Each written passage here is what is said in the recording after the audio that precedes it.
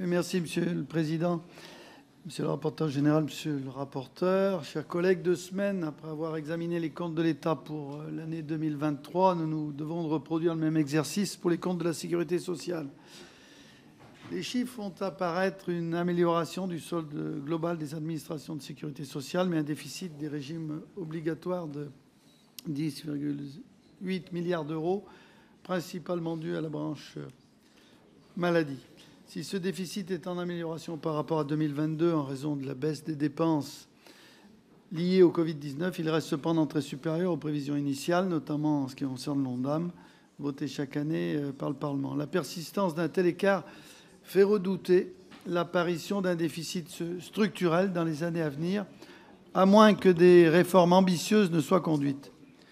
Cette situation renforce notre conviction que pour garantir l'équilibre de nos comptes sociaux, nous devons accélérer les réformes qui contribuent au plein emploi, renforcer la lutte contre la fraude sociale ou encore s'interroger sur la persistance de certaines niches sociales.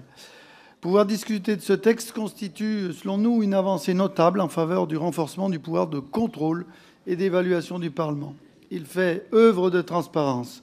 Toutefois, ce serait affaiblir, selon nous, la portée de cette avancée que d'aboutir au rejet automatique des comptes pour remettre en cause la base objective et ne pas prendre acte finalement de la gestion de l'année précédente.